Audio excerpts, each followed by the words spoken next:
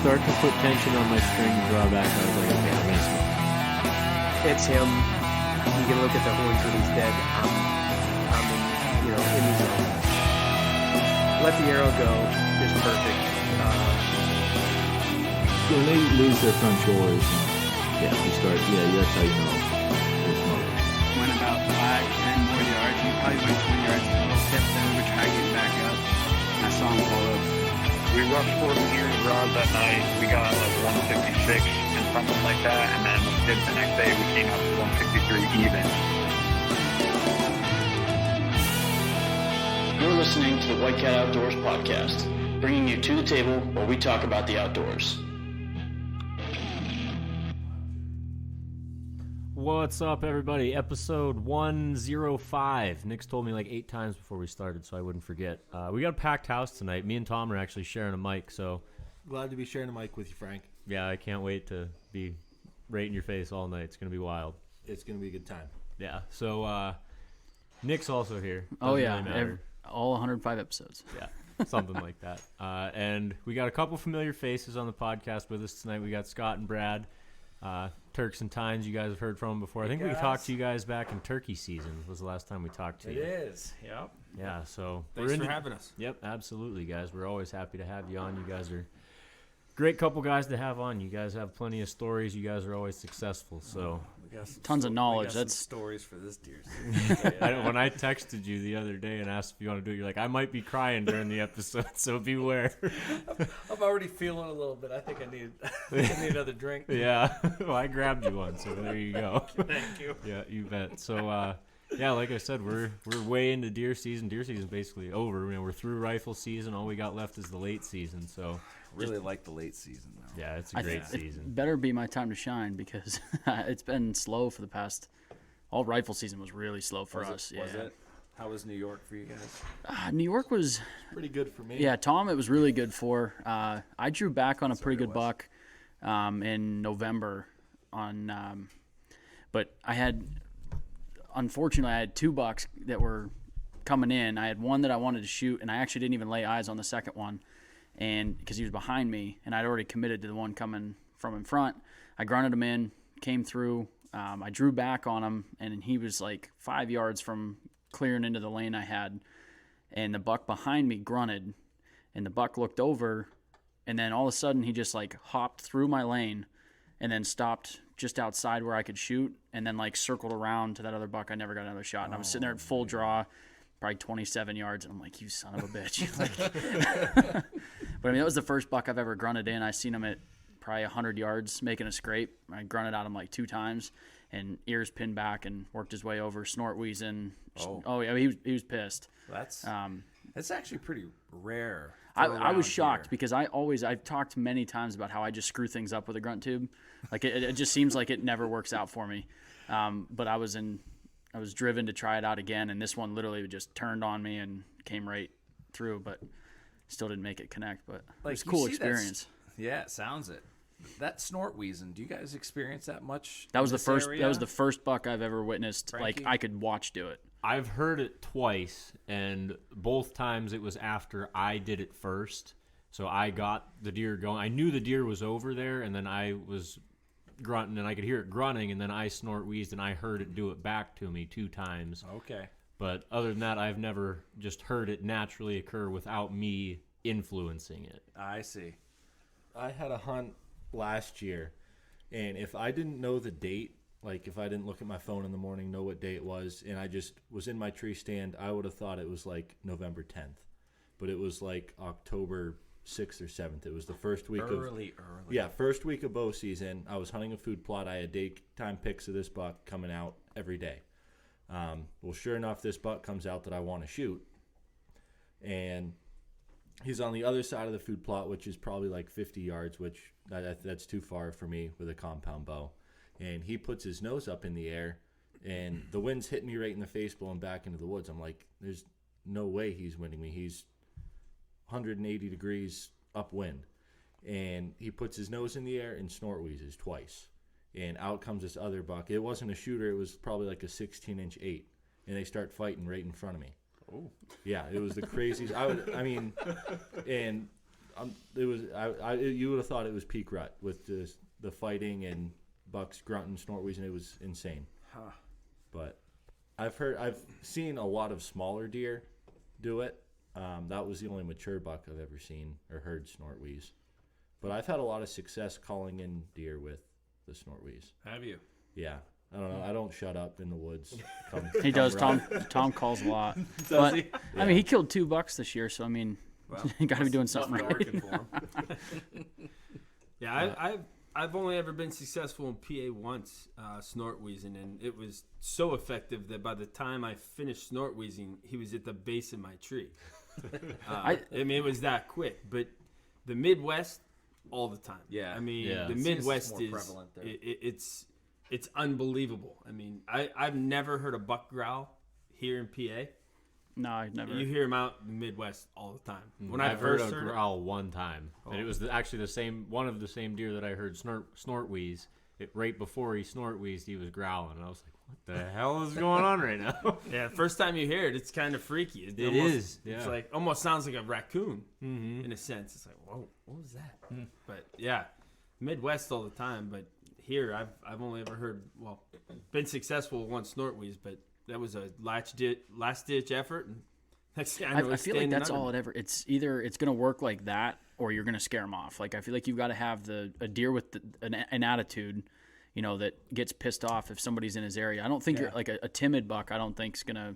They're just I'll true. work around it. That personality, Yeah. that aggressive, badass personality. That's Yeah. We were just talking about that.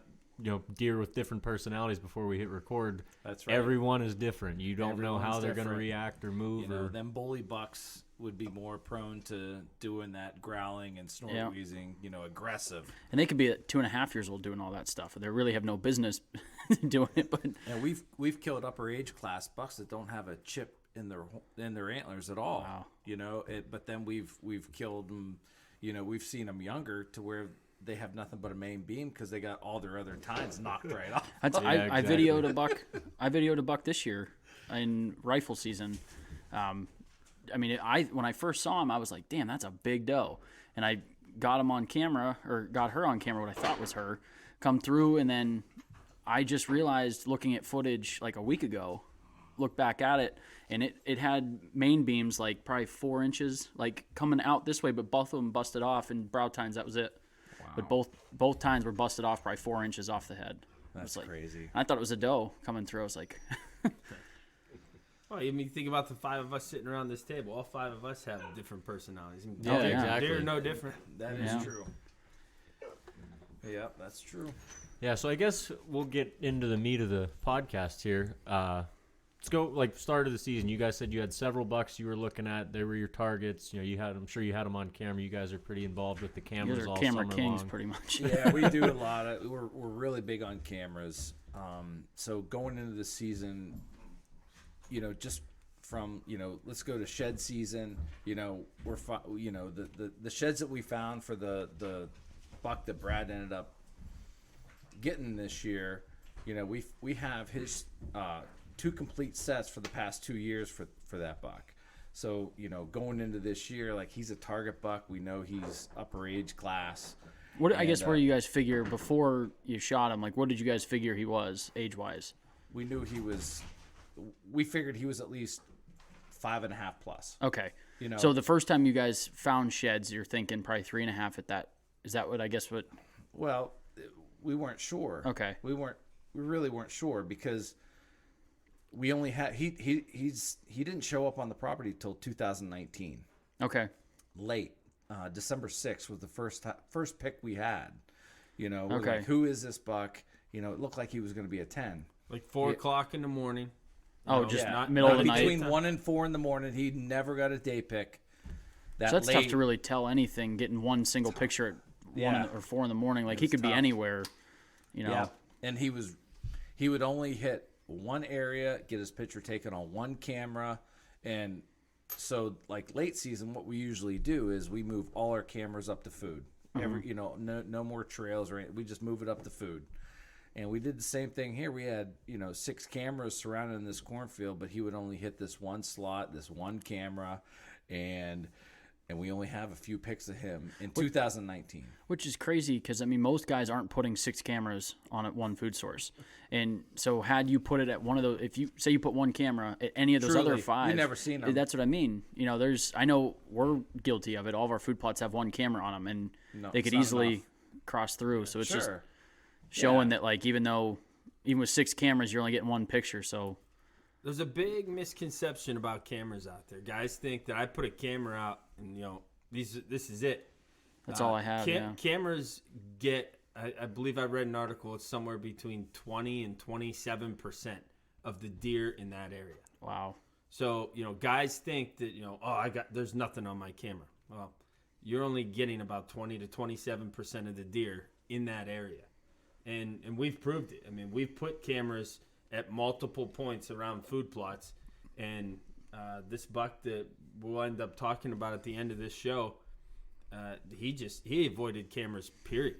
And that's kind of where Scott's going. I'll kind of give you that little lead in there, Scott. Yeah, you know, it's funny because if we go into, let's go to, all right, so we get through 2019, we get into shed season, we find his first shed, and we were really excited, and we spent the next 3 weeks. We grid the property, and then every week we would go ahead and just do a section, and then on our 3rd week we were doing our last section. We're like, it has to be in here, and we found his other side. It was about 250 yards from where we found his first side. So now we have his complete shed. Mm-hmm. So we're gonna go ahead and go to 2000. You know, so going into that season, so that was 19. So going into 20, we start getting some velvet pics of this buck, but he's an 8. I thought he was going to be a 10. So I'm like, this is just, and it's about, what would you say, from where we were getting pictures of him in the field to where he ended up over on, you know, where he's at. How far? I'm gonna say it's a mile. Yeah. Like I didn't think Really? it. Yeah, I didn't think it was the same deer because it was an 8. It was a clear 8, and he had a little flyer off his G2. And it was a So- 10, the sheds that you had? Yeah, it was he had points on the end of his main beams that they were, you know, they were, one was about an solid inch. 9. Yeah, it was a most- solid 9, and it looked like he was going to be a 10. I'm like, he's going to blow up into a 10. Like, it was heavy, and his 19 is heavy. Yeah. So He probably had a solid 4.5-inch bases at that time. Really? yeah, so, you know, we're going through the season, and we're not seeing. We're looking for the 10 in I was gonna say, quotations. at this we're time, looking for the did you 10. think that 8 that you had on you had No didn't idea. associate We them thought at it was all? a different buck. different buck? And I'll another point to point out for people that where they get very hung up is looking at nighttime pics of bucks. All right, when you look at a nighttime pic of buck, and if somebody looks at that and says, "Oh, that buck's got mass," you're full of shit. You can't tell the mass of a buck at night. I promise. You can tell the difference between a 1.5 years and a 2.5, and maybe a 2.5 and a 4.5. But you can't tell. Call me if you can look at a trail cam pic at night and you can tell me that buck's got 4 inches of mass or 6 inches of mass.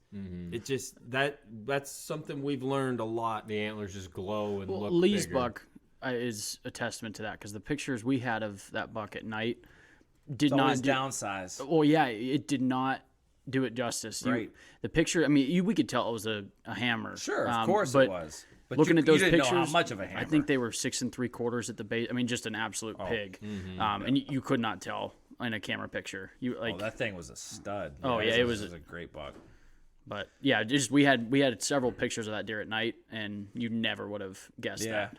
So Yeah, so, you know, so going into that season, we went through the whole season not seeing this 10. We're like, he got hit on the road, he got poached. Like, we're not seeing this 10, but we got this big 8 over here, you know. So, but it looked like he had potential. He was heavy, you know. I was like, man, he could really use another year though. You know, he just didn't have the tine length and the width. Like, he just didn't have it. So, but he was really nice. So we went through all archery season, you know, no encounters, getting pictures of them. You know, we had some pictures. Were they all nighttime pictures? they were all nighttime pictures at that time for archery season. So we go into gun season. So Brad and I are hunting together one night, and I had an opportunity to kill him, and I passed. I'm like, you know, he looks nice, but it was just, you know, I think he needs another year. We knew that. We decided that. What season was this? So that was going. rifle? That would have been last year. So it would have So been 2020 rifle. Yeah, Okay. 2020 Just trying to keep rifle. the Yep, timeline that's going right. here. And it's a solid. He's a solid 300 yards. He's in the timber, and it was quick. But Scotty had made the decision. You know, I'm not going to do it. Let's let him live.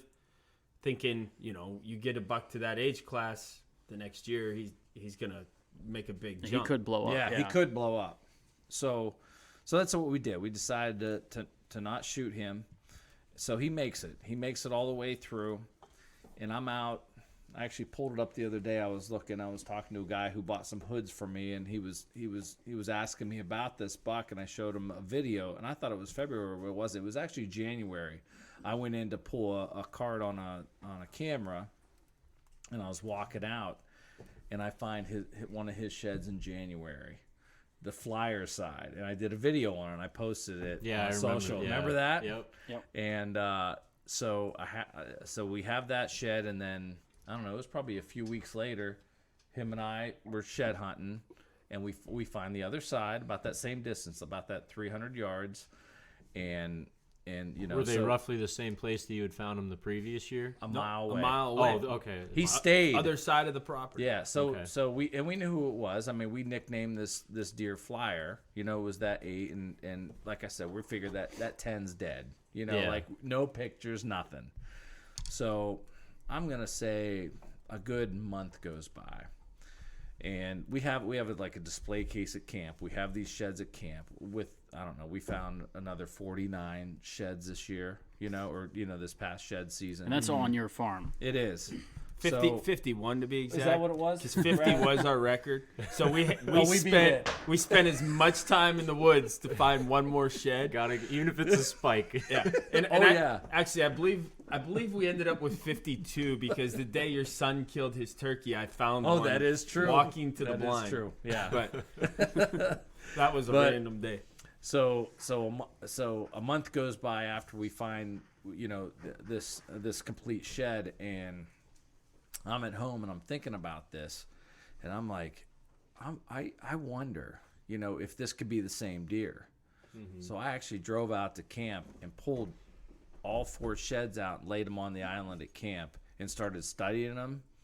Without a doubt, I'm like, we're talking about the same deer. Yeah. This is him. It's the same deer. He dropped those 2 points. He blew up a little bit in mass.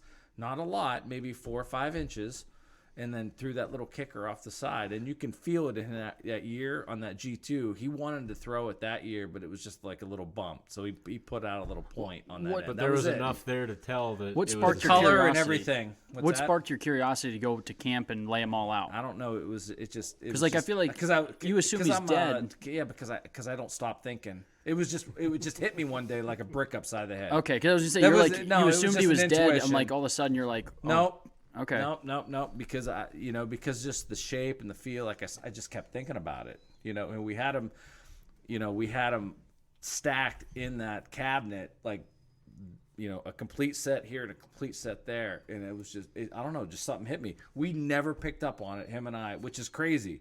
Usually when our brains go together, like, things happen. We did not pick up on it at all.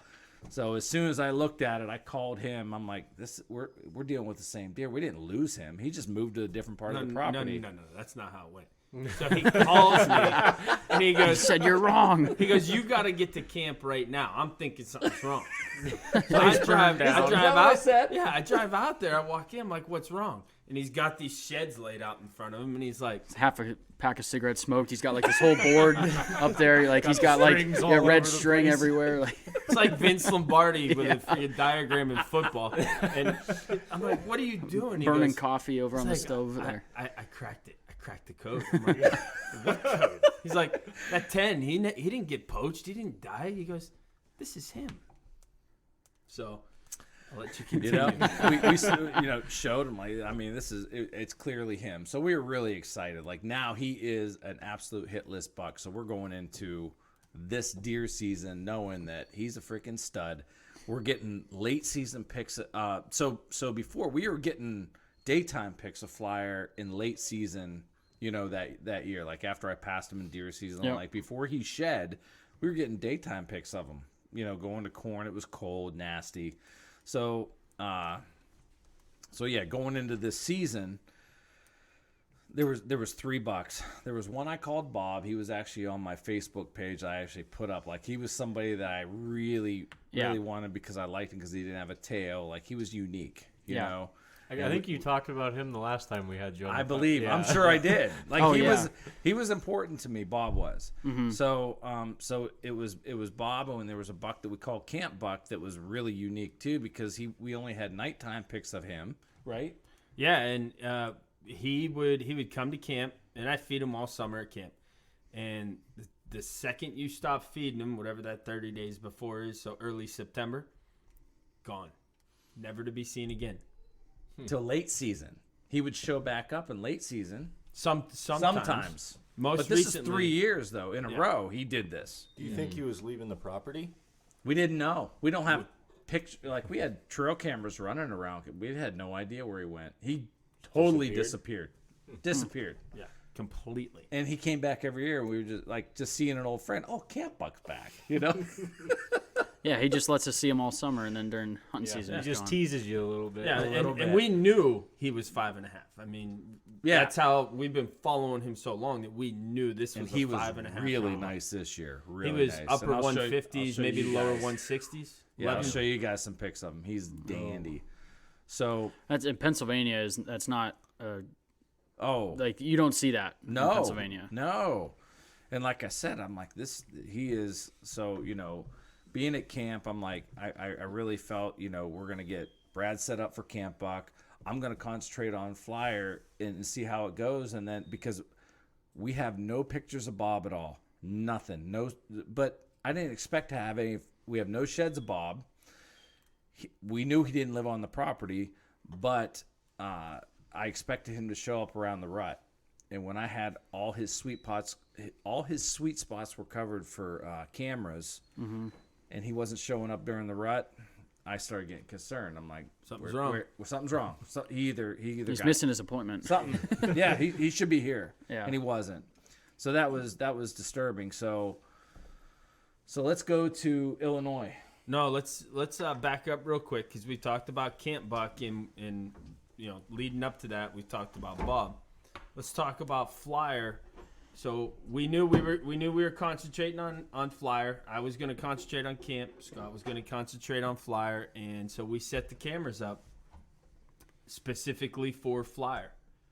And it turns out after the fact that we actually did have a picture of him in June, but the only picture we have is physically with our own 2 eyes in August, going to check cameras, where he's standing there at about 60 yards. We're on the side-by-side. It's running. And he'd look at us, and he'd look down in the woods. He was standing on the edge of a cornfield. And I turned the wheeler off, and we're just sitting there. We're like, I think that's him. I'm running video on We're him. trying to look. I mean, this went on for a solid 3.5, 4 minutes of us just really- sitting there. He's Oh, in yeah. the wide open. There's And an we knew apple who it tree. was right away. Yeah. There's freaking Flier right here. So Right we here knew in front of us. We knew he was there. We had all the cameras set up in all of his good, core spots that we thought we'd get him. We didn't have a pic of him until probably November. It was still archery season, so maybe late October, early November was the next pick from June that we had him. I'd have to go through, but I mean, I really started concentrating on him hard. Like I mean, I was obsessed with him. I knew everything. I knew what he did. I knew where he was going once he went hardhorn because we had no pics. We had no information of him when he was in velvet. But we started getting pictures of him, all nighttime pics. Like I really started like shrinking the cameras. Like have him here, don't have him here. Move that camera. Like I'm shrinking, and started learning everything about him. So we'll come back to how many times you laid eyes on him. yeah, But so I'm November 4th. I'm out. I head to Illinois. I'm out there till, I don't know, 21st, 22nd, whenever gun So season's all the way over. through, yeah. Yeah. You basically, you Pretty hunt much all our rut. You're our out rut. there. He's out there during their rut. Okay. Yeah, I hunt their rut, and I hunt right through their first gun season, then I come back. So And you kill a great buck out there. I did. So my first night Okay, so there. I didn't know this. Oh, yeah. We get a bonus story. Yeah, so my first night there, I'm not liking the stand I'm in. The wind switches. You have a lease out there, right? Yeah, we got Okay. about 1,800 acres out there that we lease. Okay. So in Pike County, Illinois, and Heard there's big bucks out there. there's a few. There's a few. A couple. We killed 2 over 160 this year. Mine in the 150s and 4 in the upper 140s. So Not a bad year. No, we had a great year. And that evening, my first night there, I was hunting this stand. The wind switched. I didn't like it. So I'm just gonna go observe. We call this the stand. It's called the Passage. It overlooks 2 fields with a little pinch point passageway in between it. And I'm sitting there, and all of a sudden I look up, and here comes this doe across the field. And I'm like, holy shit! Here comes a giant. When I put the binos on him, he's only a 9, but he's like mid 150s 9, and they're coming right at me. And I look over my left shoulder, and there's a doe standing in the passage. Well, they get to 100 yards, and that doe doesn't like the little doe, and she turns around and she walks away, and that buck followed her. So I'm like, oh shit! Yeah. And I watched them walk through the field, across the road, into the neighbor's yard. I'm like, okay, well, he's still around here. Yeah. I look over my left shoulder, and there's a 145-inch 10-point standing at 100 yards. He turns and walks right down to the stand I was just sitting in. I'm like, well, this is a great first night, right? Yeah. So a couple days go by, seeing bucks. I keep a journal, but I haven't tabulated it yet, but saw a ton of deer. So I'm about probably 5 days into my hunt, and somebody had been hunting this one stand religiously. And I'm like, it was warm for me because I sweat like a pig. So if it's over 35, I don't want to walk too far. I need to get an electric bike. And these guys were all seeing deers, but they hadn't seen anything big out of this stand. But I'm like, you know what? I'm not walking far. I'm not getting sweaty. So I'll go to this stand, and it's 8 o'clock. I've seen a couple deer. All of a sudden, I see a buck come up, and he turns and walks straight away from me. I'm thinking he'll make a move. I grunted at him, just kept going. I'm like, what the heck? 30 seconds later, another buck comes up. I'm like, oh, now that's a dandy. Mm-hmm. He's walking the same trail. I'm like, oh, shoot, this is bad. I start grunting at him, and all of a sudden, he comes down behind me. Now, he's probably about 70 yards. I'm like, okay, he's going to come right down here. So I get turned and set up that he's going to come down to my left. And he crosses the creek, and he goes up to the field edge. Now, there's 3 scrapes along this field edge right where you cut into the stand. I watched him hit every single scrape. And I'm just waiting. You said it's the way you guys walk in is where those 3 scrapes are? Oh, yeah. So was he crossing your ground scent at all coming through there? He actually, between the second and third scrape, yeah. Did he make any sort of sign that he picked you up or anything? Okay. He was, just curious. He was so horny. So horny. Yeah. I mean, that's the word you're looking for. It's the rut, man. I mean, this dude's neck was so blown up, and he just thrashed these oaks and hit all 3 scrapes, and now he's going north, and he starts heading away from me. I'm like, I got to do something. So I grunted one more time, real hard and real loud, and he stopped and looked down into where I was, which was pretty open, but then it was thick above me, and sure as shit, he turned and walked right down, and he got it 8 yards, and I'm at full draw, and it's not quite broadside. He's like kind of quartering to me, and I don't want to take the shot. That's a tough one that close. It is, but there's a tree in front of me, and if he takes the path to the left, I got no shot. If he takes the path to the right, he's broadside at about 5 yards. And I'm like, I can't take this chance. I got him at 8. This is a beautiful buck. I know I can do this. And another tip that people do wrong trying to shoot deer that close, especially almost a straight down shot, is they hold the pin where they want to hit. Mm-hmm. And you can't do that. You got to hold lower, drop your pin lower on a shot that's so close in a steep angle. And so I was confident in knowing what, I've killed deer like this before. Yeah. And I put it right through the freaking heart. He ran 10 yards and stopped. I'm trying to get another arrow out of my quiver. Panicking. I'm shaking. I can't get it out. And he walked 10 more yards and just fell over. Oh. So I watched him fall over. I'm watching him lay So there. he's only 30 yards. He's from 30 me at this yards from point. me. I'm taking pictures, sending it to these guys. Like, Yeah. you know, it's kind of like, where's Waldo? I'm like, You can find the see, buck. all you can see is a side of a rack. When he sent it to me, like through the brush, you just see freaking tines. I'm like, oh my god, that's a freaking nice buck. Yeah. So and then I sat there for about a half hour because I didn't want to mess anybody else up. And my buddy DJ had a meeting at 9, or at 10, so he was getting out at 9. And while I'm sitting there, I'll show you guys this footage. I had a spike come in. And this spike tried to fight my buck 3 times from 3 different angles while he's laying on the ground dead. It was Just crazy. like, you said you videotaped it, or Oh yeah, I got That's video awesome. footage of it. It's cool. That's hilarious. He's like, you know what? I don't get many opportunities to beat up a buck like this, so I'm gonna take it. I don't care if he's Give dead. him the business. Right? So yeah, He'll I be ended telling up- his buddies, "You're never gonna believe the buck I just He's beat gonna up." be a bully buck in a few years. Look what I did to him. Yeah. I'm the man. So yeah, that turns out it ended up being a 150-inch 10-point. It was a great buck. Stayed out there for gun season. Really wasn't that successful, and then we headed back here for gun season. Which at this point, well, I guess let's back up now, because right before I left for Illinois, I really only had 1, maybe 2 chances to hunt camp buck, and the last chance I had to hunt him before I left for Illinois, I'm walking to my stand. And I'm 60 yards from it. And I look up, and I see this deer coming from left to right. And I don't even have to pull the binoculars up. I know it's him. I can see the rack. I'm like, this is camp buck. He Yeah. walks 20 yards past the stand. You were And 10 now- minutes. Yeah, 10 minutes Yeah. too late. Less. Yeah. Probably 5. Probably 5. Yeah. If I wouldn't have been on the phone with the guy for my iron tank at camp, I probably would have been in the tree stand a little sooner. But as luck would have it, Just wasn't meant to be. That wasn't day. meant to be. So yeah, so I saw camp buck. I leave for Illinois. As I left for Illinois, Scott at that point says, I guess this would be a good lead in. He's like, I'm gonna focus on Flier. I'm not touching camp buck.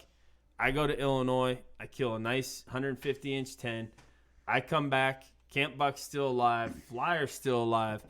But I'm gonna let Scott tell the story of the encounters he had with Flier while I was gone.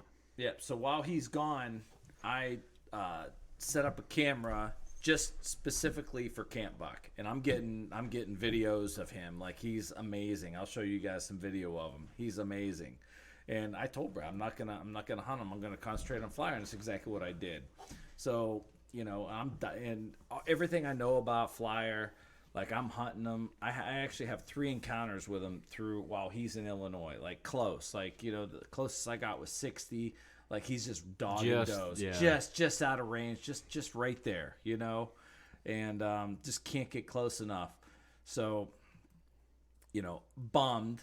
Yeah, of course. but like I'm You're putting more pieces to the puzzle too.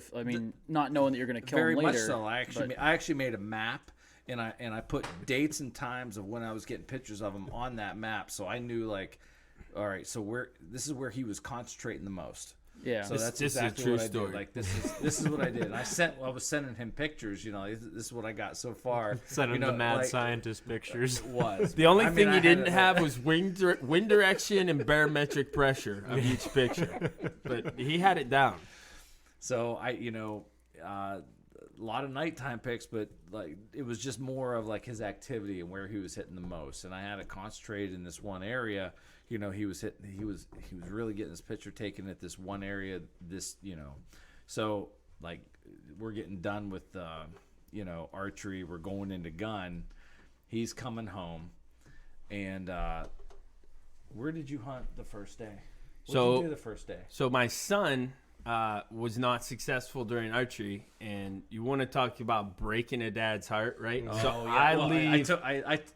We'll tell him. I leave for Illinois, and he is in full out tears. He's not killed a buck in archery, and he wants to continue hunting. So I've created a little monster in a 12-year-old, right? To the point that I have to call Scott and say, listen, who's taking his own son hunting during archery, and say, can you at least invite my son and have him tag along? Like, And he's like, oh, isn't like no problem. I'll take both of them one day, and then I don't have Will another day. I'll take Jack that day. So he had a chance to hunt with Scott, which eased my pain.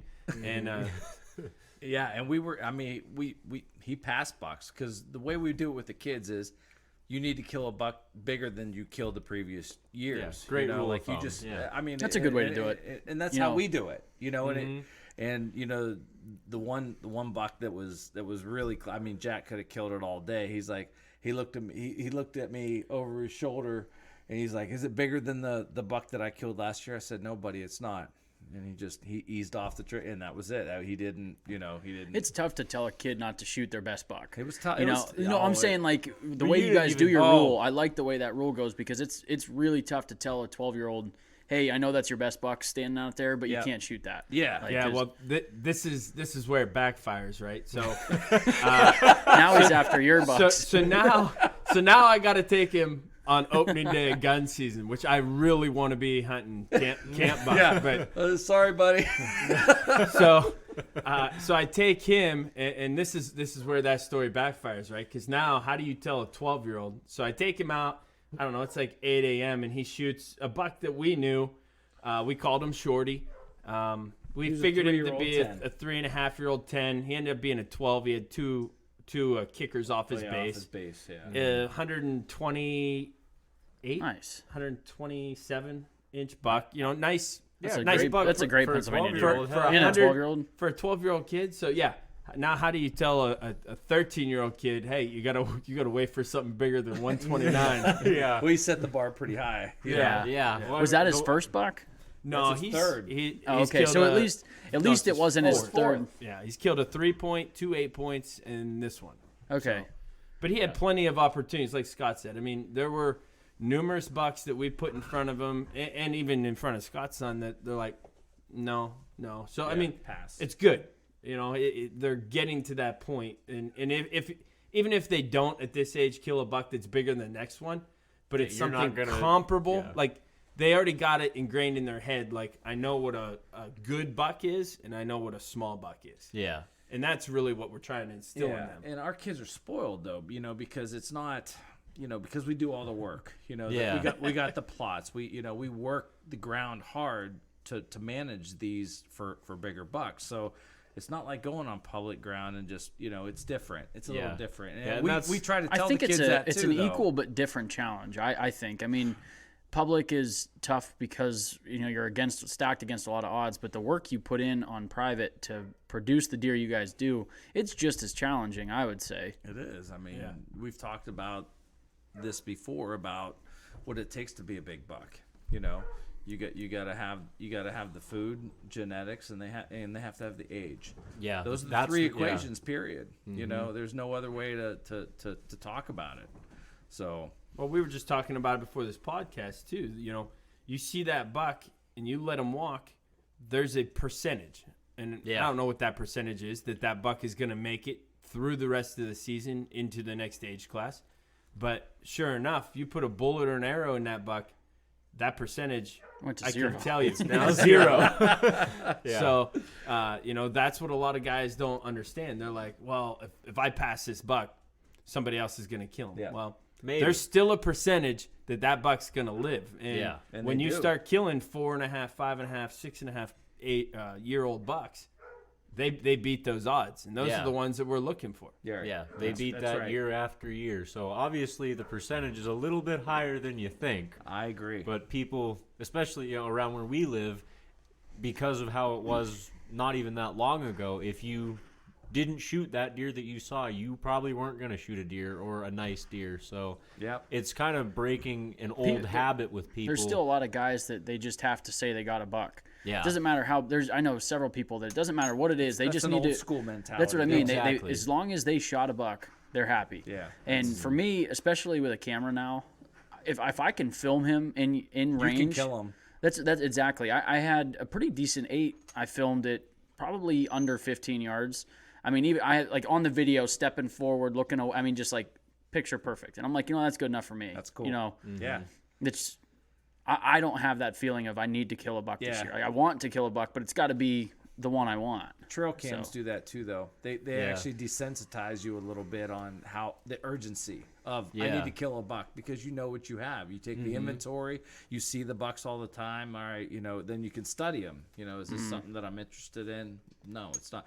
It's Then you not as see big that of a big one, surprise when it's he- not. It's It like, takes boy, that adrenaline edge off too. I mean, Yeah, 'cause when when a you 2.5-year-old walks in front of me, when I tell people, I said, when I pick up my gun, you know that it's a good buck. Or I pick up my bow, it's a good buck. If I'm not, a 2.5-year-old walks out, I'm picking up my binos or I'm picking up my phone to film it. Yeah. Yeah. yeah. You just And when you there's have not the that pictures rush. of it, you've seen that buck five, Many, six, many. 7 times. Many. And then when he walks out in front of you, you don't have that urgency. It's Like, like oh that, my oh God, shit, what is yeah. he? What's Yeah. going on? This It's is like, the oh, first I know time that I'm buck. seeing this deer. I need to assess and be ready to shoot him. You've And almost it made might up your push mind you. with the camera pictures, so when you see them, it's That's not. correct. There's not as much of a decision shock to factor. be. Yeah, there's Yeah. not as much of a decision. Until you get to the end of this story. Stay tuned for that. Yeah, this it doesn't work every time. So continue on, Scott, because we're getting to that point that kind of ties into this point that we're talking about. So you've seen Flier now. Yeah, So in counter Flyer, 3 times in archery, we're going into gun. He takes his son out, and now, we know all the neighbors out there. Now we're starting to get pictures. Well, I mean, let's talk about Bob.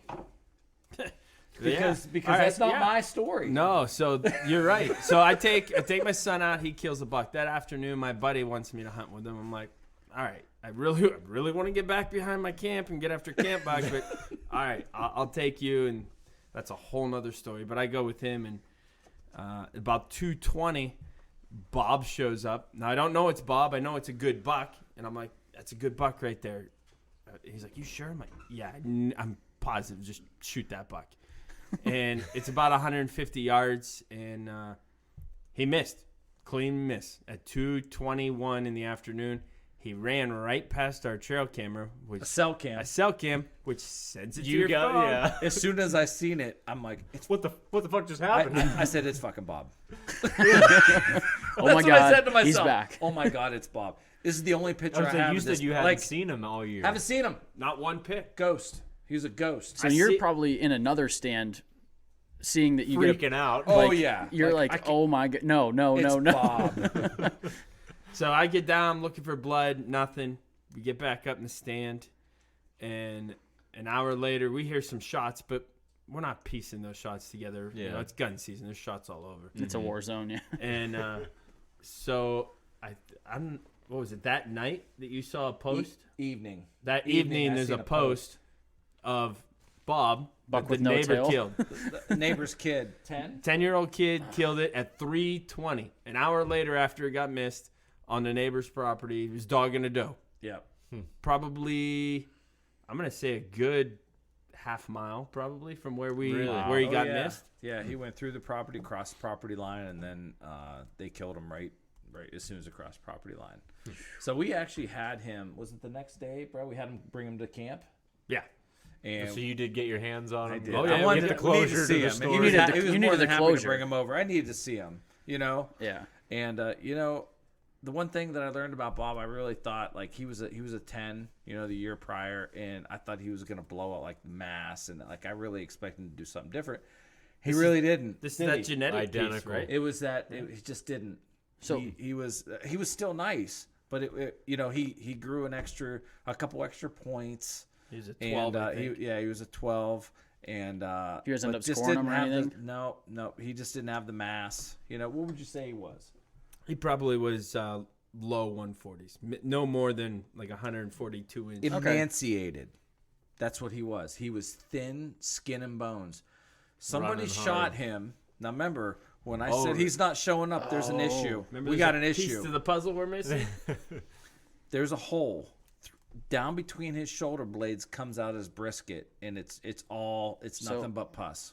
So somebody shot straight down, missed all the archery. vitals. Correct. Huh. Wow. Yeah. So he laid somewhere low, but that drive to breed was so strong. He was actually dogging a doe, and you guys did find blood. Well, yeah, we found blood, but it was not the blood of him. It was a actually doe. It was a doe and Spotting. estrus. She was spotting. And that's who he was after. I've never seen that. Yeah. Well, I've seen Or that never one pi- other time, and I think it was you that we were hunting together. We were behind the park the one day. Oh. And I had shot and missed a deer, and I think you found it was just one Little little drop. spot, and we surmised that it was a doe. That's the only other time I've seen that. So. And this is very similar. Very to that. similar. I mean, there was no hair. There was no indication that this was a hit deer, and we took him a good 200 yards to the point where he went from running to walking. And when he went by the camera, he was walking, and we dissected that 60 trail yards. cam pic. There's no hole. There's no blood. There's nothing. Nothing. I He's mean, chill. He's shooting a 308. So I mean, you're gonna see something. Yeah. If he made contact of it, you were going to see it. Sure. So Bob's dad, we lay his hands on him. Like the next night or the next day. How'd that go? How'd we get the picture of? So that was Saturday. So we hunted Sunday. Yeah, because we were able to hunt we that called first. the neighbor. And I texted a buddy Oh, that's right. who's friends with the neighbor and said, "Hey, have they killed anything?" And he said, "No, they haven't killed anything, but the other neighbor did." Now, mind you, this square is 120 acres. It's mine. 60 acres that is this guy's, and then the guy who actually killed Camp Buck has 10 acres. Hunts twice a year out of the same stand. Of course. Probably does he smoke cigarettes in that stand? That's the guy that does it though. Oh, yeah. So that afternoon we're at lunch and he sends me a picture and my heart sank. dropped. I'm like, Scott. He goes, so now we're 0 for 2. Yep. Bob's dead. Camp Buck's dead. And so he's still concentrating on You guys got to Flier. be a nervous wreck on Flyer now because Yeah. everything, all your Well- shooters are dropping. Well, so But- what happened to me? So I'm concentrating. I want Flyer. Like he's like I'm You wanted them all season, yeah. all season. Like but now so he Brad's my hunting partner. And I don't want Fly. If Flyer's gonna die, I want it to either be him or I. Yeah. All right. So And that was a conversation we had. We did. We had a it was- conversation about it. It was like, all right, we need to figure out what we're going to Camp do. Buck. Oh, he's so That's a pissed. great part. Yeah. So we had switched to formulating a game plan based on what Scott just said, right? Mm-hmm. It's one of the two of us is going to kill him and not a neighbor. So we have to be strategic about how we hunt this buck because we know a couple spots that we really want to get to, but we know the risk of getting to those spots where we might push see to a him. neighbor. yeah, we'll It's bump them. it's going to the neighbors and now we're screwed. So So it's all low key. Like we and it's gun. strategize. Like I'm talking to him because he's been in Illinois for 2 weeks. So I Got to fill him in on all the fill him story in that he's and missed. this is what we need to do. We want to kill this buck. This is what we need to do. All right. And I can't beat the stand that I was planning on going to. Things happened to where I had to take my son to go get his second COVID shot. So I'm like, all right. So because Brad wanted to go to this one stand, I said, no, you go to this other stand, and as soon as Will and I get there, we're gonna be here. Because it was getting like last light. By the time Will and I got there, it was He gonna got be there at last light. 4:30. So you wanted something quick access. So, yeah, Yeah, jump something in real quick. quick. Yeah, it needed to be covered. So I mean, as soon as I got there, Will and I wasn't there 5 minutes, and 11 doe and a buck came out. Wow.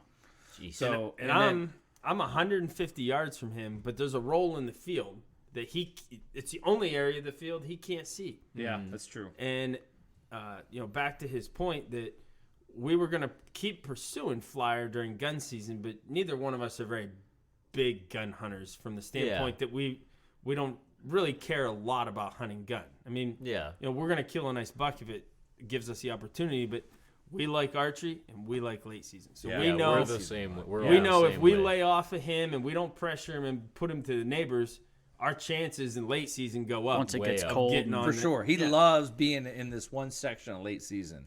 And I knew that. Like, if we don't see him, it's Well, no you big got deal. you always got your sheds, so you know he's hanging out in your For area. sure. He's right in there. late season. You know, if they're dropping on your property, you know that he's eating on your property that late season. Yeah, and we have tons of pictures of him. Even this season, Mm-hmm. he's right here. He's I have him narrowed down to a small little area. But you know what I noticed in trail cam pics? A couple days before gun season, you know how all like the neighbors start shooting, and I've never really noticed it before, but I paid attention this year. Once all the neighbors started doing all their sighting in and shooting, That's when they. he changed. Deer activity goes. Not only never deer even thought of activity, that. his activity. He changed. He left that area where I was getting all these pics of him. That's a mature buck move there. So he disappeared. Thank you. So once he left, I'm like, so what I did, I didn't move cameras to where I thought he was because I had a feeling, from last year. We actually moved the stand. Let's talk about where the stand that you killed him from. What did we do with that stand last year? Oh yeah. So last spring, we were like, we gotta this stand needs moved to the top of the hill. You can see more, and you can still see all of where it was. It's just going to be a longer shot, and we knew moving this stand that it was going to be more of a gun stand.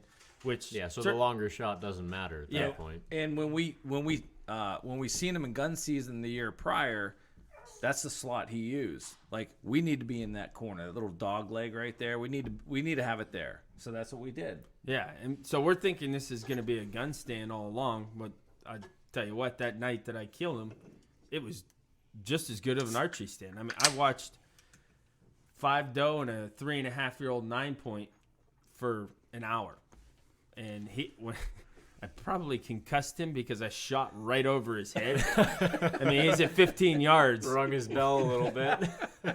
But so we're texting back and forth. He's 150 yards away from me. I'm like, can you see this 9 points out? I'm like, he's at 15 yards in front of me. And he's like, I can't see him.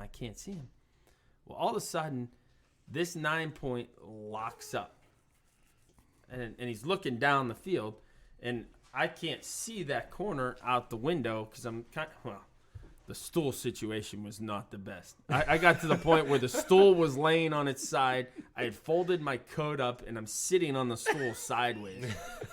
We didn't think that part out. Yeah. Because when I sat on the stool, my head was above the window. So it's a little uncomfortable, but it is what it is. And he locks up, and I'm like, all right, he's locked up, and I know. I know there's something, and it's not just a doe. I mean, you know what how they react when they're with does and Bristle. Yeah, and he locks up. I'm like, what the heck's he doing? So I peek around and I look out the window, and I'm like, well, that's a good buck. Yep, back to that excitement factor, right? I mean, at this point he's 150 yards. I'm like, but he's walking straight at me. So I get the binos, and as soon as I put the binos on him, where's the gun? The first thing I saw was the mass on his bases. Now, mind you, I hadn't laid my eyes on this buck. He has. Yeah. I saw him in velvet, but it was not the best view in velvet. Yeah, and you can't really tell exactly what it is in velvet. No. So I'm looking, and I'm like, this is a shooter. These are at least 5.5, if not bigger, bases. So I put that down, and I get the window open, and now I got to get the window open and my gun on this buck with this 9-point at 15 yards. So it's kind of one of those, you got to hurry up, but you got to do it and be as quiet as possible. So by the time I get my gun on him, he's at 75 yards. So he's cleared half the distance in this. Yeah. So he's moving, I would imagine. He's moving, but he's also, it's kind of like a moving, feeding thing. Okay. So I pull up and I put the crosshairs on him and I pull the trigger. And he runs. And now he's running out to the middle of the field, which at this point, I think he can see him because he can hear me shooting. And he stops, and he's at 100 yards. I shoot him again. Now he takes off running again, and I'm like, you're not getting out of this field. I shoot him a third time, and he still gets out of the field. I'm shooting a 6.5 Creedmoor. And you hit him all 3 times? I hit all 3 times. My first 2 shots after the fact when we skinned him were about 1.5 inches, 2 inches apart. Close. Right behind the shoulder. Oh, yeah. Okay, so We poured his lungs out. Oh, yeah. Wow. And then the third shot, that one just got him in the back because he was trying to make the edge of the field. I'm trying to get around tree limbs, but I mean, you couldn't see him at all through this? No. I thought I I was actually looking further than what he was shooting. Okay. So I'm sure it my, echoes. my in- son, my son goes, what's that? I said, that is Uncle Brad shooting at Flyer. That's what I What's told with him. all this shooting? So you knew, or like I knew in your just from head him, where he was he's at. not shooting at anybody because he just got done telling me about this good buck out in front of him. I said, don't shoot him. I said, you need to wait See, for that Flyer. that takes a lot of discipline that most Pennsylvania hunters don't have. I mean, to have a 3.5-year-old 9 in and we front don't of you even at know 15. that buck. Like, he's a new buck, and He he's just came out of still nowhere. right there. Yeah, he's still there. So he calls me and he goes, "You shot Flyer." I'm like, Shot at him 3 times. He goes, I don't know. Were go- you nervous I'm hearing like- 3 shots? No, Okay. not him. Okay. No. I said, all I know is I shot an 8-point 3 times and he made it out of this field. Like, I'm beside myself. That How this far buck- is that run from where you first shot to where he got into the field? Well, when or I out first of the shot, field, I he mean. was running across the field. When I shot him the second time, he turned and ran and came back the way he was. He probably ran a total of about 250 yards. 250 yards from the time of your first shot till you watched him disappear. Yeah. Okay, that's And insane the knowing rule that 2 we have- shots were behind the front shoulder. Yeah. Oh, yeah. we poured his lungs out, like Scott said. I mean, there was nothing left. It was crazy. insane. But you know, the one thing that we do is you shoot until they fall or you Yeah. can't see them anymore. Like when you're shooting at something like that, you don't want them to get away. Exactly. You know. So I go ahead and I go up there and he stayed on stand. I said, all right, well, show me where we're at. So I walk across the field by myself and I find where he Did you guys spun have snow out on in the the ground? mud. What's that? Was there snow on the ground? No. There Okay. wasn't. I just It was the Friday of the first week, so it was that little warm up we had. Okay. Yeah, there was nothing. So I get there, and so I find his track. Brad comes down. Brad was coming down, so I start. There's no blood, nothing, no hair, nothing.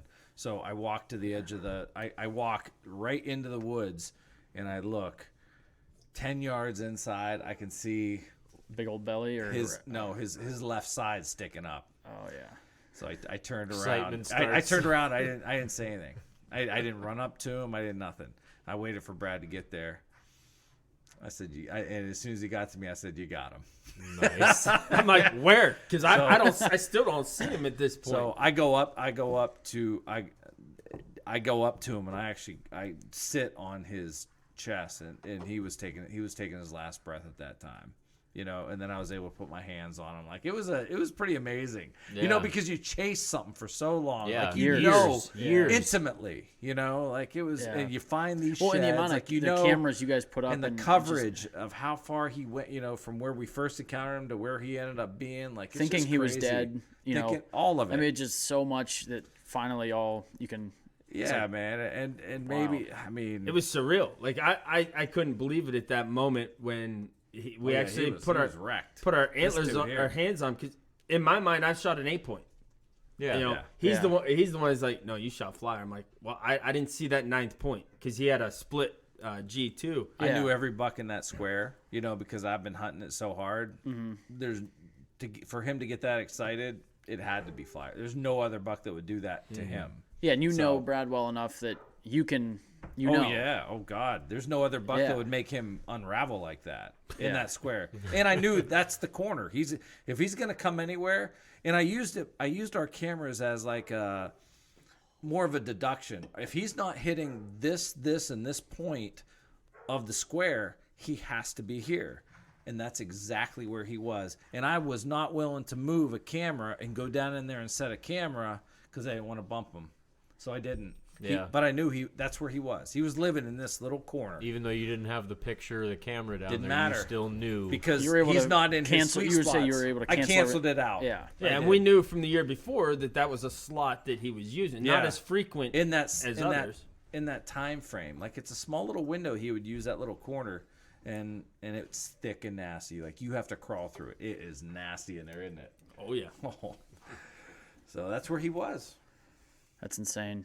To wrap it up like that, I mean, Yeah, so we took him down to the taxidermist, and we ended up scoring him out that night, 146 and 6/8. Yep. as that was a a great mainframe 8, Yeah. Yeah. that's a stud 8. And Now- so that little flyer just turned into an extra point on that same G2 time. You know, it was pretty cool. And so back to the point of from the very beginning when we thought that he was a 10 and he was dead, then he turned into that 8 with the kicker, and then we saw him this year. He never made that big jump. And that'll play into the conversation here in a second. But we're expecting when they get to that 4.5, 5.5, there's usually jump 20 inches, at least a 20-inch jump, 15 to 20. This buck jumped probably from a upper 130s from the first shed we found to lower 140s in the second set of his last year's sheds to a 140. So he never put on more than 6 inches each year. Yeah. But, I mean, he had, 6 inches bases. He was 5.5 inches up between his G2 and G3 on his main beam. He was holding his mass. Held his mass. I could tell by the pictures. Did you guys see the pictures? Oh, of my when God, he yeah. had his sheds laying on his body. Yeah. Well, I mean, just the mass on that buck was just insane. He was awesome. He was like, to see him in person, like in archery season, working does and stuff. I'm telling you what, man, he'll freaking unravel. I don't give a shit who you are. He'll unravel you. I mean, for an 8-point to flirt with 150 is that's a huge buck. Yeah. Oh, he was awesome. So, I mean, as Scott said, we were thinking this buck was 5.5, right? But when the taxidermist pulled the jaw and he sent it to us, he laid it next to a buck that he knows is 5.5. He aged it. He had it aged. Yeah, he sent it out to get Sent aged. it to- And deerage.com. his guess is that this buck's 7 years old. Really? Yeah, And 7.5. We'll show you the teeth. So that's we're gonna probably send why them he out. wasn't gaining much. So I guess what I was getting at, 7.5. You guys got him at probably his biggest blow up year. You know what I mean? He wasn't going to get any bigger, more than likely. Yeah, like I said, he was probably past that time where he would blow up that 15 inches or something. Like the first time you find his sheds. And it goes back to the genetics. He may have never made that. He may have never made that jump through his whole life. Yeah. He just kept packing on. Yeah, 4 he or could have 5 been inches at a 120 time. inches He at could've. 2.5, and then 3.5, a little bit bigger, a little bit bigger. Because Little more mass. once you see, like even those in that picture when his sheds are laying on his body, and then you see his head right there, you can definitely see the progression. Going up in size. It's just subtle. Yeah. Yeah. And So- so That's neat. I decided my son wanted jerky. So I decided I'm going to, not thinking in my head, but I'm like, the hindquarters are gone. The one front shoulder's decimated. So I'm like, you know what? I'll just have this made into jerky. So I took it to a guy down in Canandaigua Lake and had all jerky made and some summer sausage out of it. And when I got it back from him, you know what he said? He goes, now he doesn't know anything other than it was a nice Just saw buck. the meat. Yeah, because goes- he didn't see the rack. He goes, this is an old deer. I said, why do you say that? He goes, this was some of the toughest meat I've ever cut through. I go, well, you're right. they said it was 7.5. He goes, this is a great deer for jerky. You made the right choice. Yeah, you didn't want to cut that one into steaks or burger. For a roast, Yeah. That's hilarious. So that's how our season went, and we have some contenders for next year, but nothing to get thrilled about. We have one right now. I think I'm gonna call him Rooster Cogburn because he has a dead eye. Yeah, That's a great name for him. I think it's a great name. I mean, he could be a 3.5-year-old right now. He's pretty nice, isn't he? He's very nice. Yeah. And that 3.5-year-old 9, we got he's some, nice too. I mean, and then we still got late season with a bunch of corn still standing, and that's who our might show favorite up, time. So Yeah. They love to show up late season, and then they just Well, if we you're got enough does, they like. if you to got stay. the only food, you could Yeah. you could bring some deer in that have never even seen your farm just because they have to eat. that history though, when you have for deer, that's what we really like, especially You want to have when something. you got yeah. something, like you find their sheds, you start formulating a plan for these upper age class bucks. I mean, that's what we enjoy doing. That's why we do what we do. and then giving them names. Giving them Is it- names. Is there any sort of like sadness when it's over? Like, because you you build it up for three. me, there you build it is. up like for 3 years, and then all of a sudden, like you probably had so many sleepless nights trying to figure this deer out during archery, seeing him several times, and all of a sudden it's over. Like, is there any sort of like almost like emptiness? It's not a sad like it's it is it's a bittersweet moment is how I can explain it, and all I thank God for is that Brad killed him. He's going to live at camp, and I get to see him whenever I want. I'm happy about that. It's a different sadness than the first two that we know got killed Oh, yeah. by somebody else. Yeah, we had off one our poached. property. That's You had one poached? Yeah, we had a So you know that. probably. You knew him. You knew this deer. You knew everything about him. Oh yeah, we had daily pictures of Yeah. this thing. He was a big 10 with a Flyer off his G2. I mean, just a stud, and he got poached. I got a picture of his head on the back of a horrible. truck. That's horrible. Yeah, so it's a totally different sadness. There's no bittersweet. It's just pissed. So like when today, I was back in that area like where he lived. I can't go in there without thinking about him. Yeah, Because I knew all his sweet spot, like walking through, like, oh, this is where he was, during this was his corner, right? He loved it here. yeah. Well, That is scrape all the retarded. I time. know you guys. I know it's retarded, but I get engrossed in it. Yeah, but it teaches you about what the next mature buck in that area may do. Like I feel like at least I for don't know, what they're we all see, different. we see though that like your bigger bucks, there's a reason they are in the areas they are on a farm. It seems like year to year, some of the bigger bucks that we've seen killed at Morrison come from the same vicinity. And I think that there has to be some reason that mature bucks hang there. But It could be. It very well could be. There's been even just the way like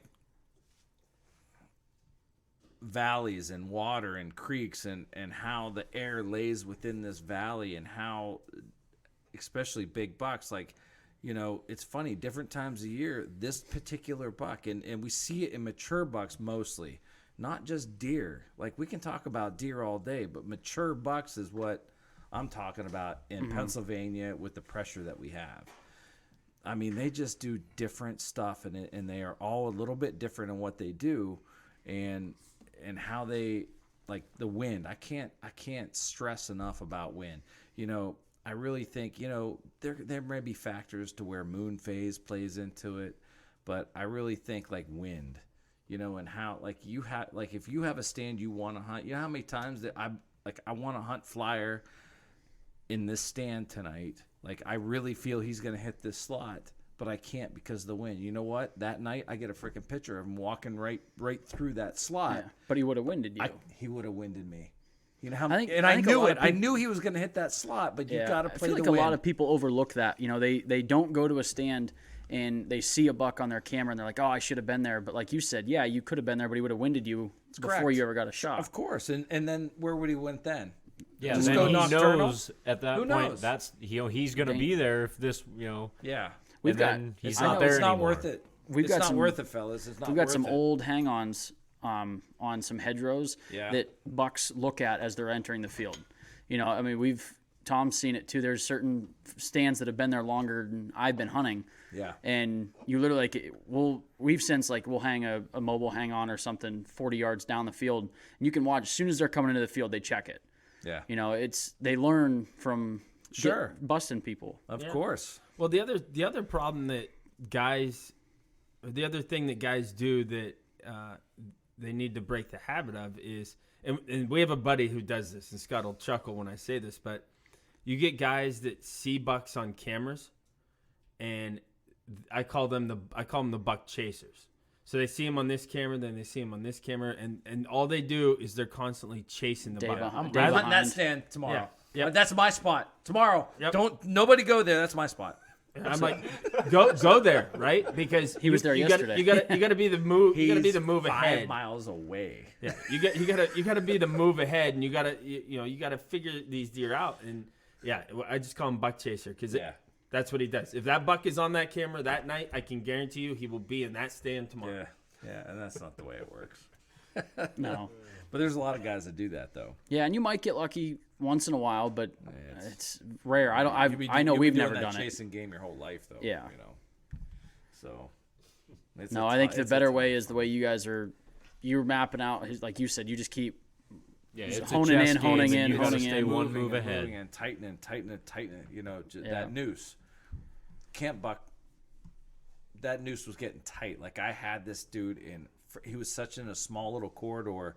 We actually set another stand for him because of the wind that was gonna be, and like that noose was getting tight. Like I had a pretty good idea what he was doing, and then boom, like just needed one more day. Just need another day.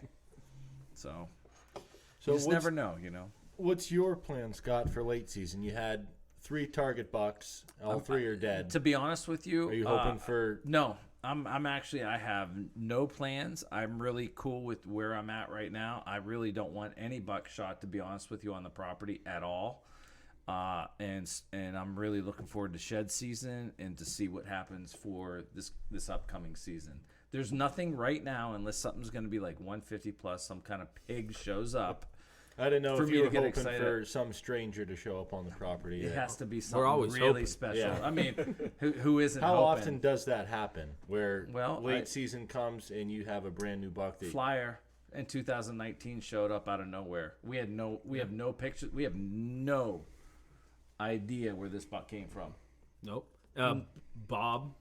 I mean, That's weird that he showed up and then all of a sudden made that his home spot. Yeah. All of a sudden, As because soon- now he stayed- knowing that he was probably 7.5 years old, he showed up at 4.5 and was like, okay, this is my new spot. This is my home range now. Yeah. Where the previous 4 years you had never seen him or didn't know that you had seen him. It's funny because Flier wasn't a fighter. He was a lover, and his antlers showed us that. He hardly had any, like, he never had a chip until this year. He had a little chip right out of his one tine. That was it. Mm-hmm. So we had a bully buck last year that my son killed that fought everybody. Now that could have been a factor. Mm-hmm. Like he could have had an encounter with this bully buck and be like, I'm not I don't really wanna hang out comfortable over here. there. Yeah. I'm gonna go. and this He bully coulda- buck was only a 6-point, fellas. No joke. but he was a tank. I Yeah. think what he score 105, No, 97. 97 inch 6. He was bigger the year prior. but he was Yeah, he was massive. yeah. I It's mean- freaking yeah. That's And funny. his body, he was bigger than any other deer around. He pushed everybody around. So Yeah, that's wild. yeah, man, I really don't. Personalities. Personalities. Like I said, if something was special walks around, I'll get excited. But I'm really looking forward to just letting everything Observing grow. I and- really am. yeah. Yeah. We do need to kill a few So- more doe. Yeah, so that's what I'm keying in on. I want to shoot a doe. I want to have my son shoot a doe, and then I think we'll be good, like for the property. Successful Yeah, season. I think so. Yeah. Heck yeah. Good deal. So, yeah. That's a heck of a story. I'm glad you guys were able to. Oh man. Finally, Glad you were able to Close hold to back the Circus tears, stress. Scott. Oh my god, my freaking heart gets palpitating sometimes. Yeah. Well, thanks for inviting us and having us. Oh, on. yeah. Oh my god, Yeah, you guys, it absolutely. was great. I love talking deer hunting stories. It's great. Well, when I first saw that you guys killed that buck, I remember that when we talked to you guys in turkey season, you were telling us about all the different bucks you got on camera and whatnot, and then seeing one that you got it done, I knew that there was history behind that deer. I'm like, this is going to be a good story. Before I even talked to you guys or told Frank, hey, we need to get a hold of them, I knew that. I'm like, I remember you guys telling stories about these 3 bucks that you were interested in, and then knowing that one was dead. See, I didn't know that the first 2 got killed by somebody else, but Yeah. that all played into it. But it was just, I was like, I need to talk to him because I know there's going to be a good story behind it. Yeah, it was Definitely a good story for Oh sure. yeah, Yeah, definitely. yeah. And I'm just glad we got his sheds for the past 2 years, and now we're gonna have him mounted at camp. Like I'm pretty excited. I can't get any better than that, Yeah, unless I killed definitely. him myself. So like I said, Brad is just an extension of myself. So it just worked out. Well, you guys great. work Yeah. as a team pretty much. You're all almost the time. We do a lot of hunting. I mean, one thing guys don't realize is, we could easily go out and hunt in separate stands, and we've done that, and we do that. But we also will hunt together as much as we hunt apart, and we just take turns. I mean, Yeah. that's it for us. That's what it's all about. Yeah.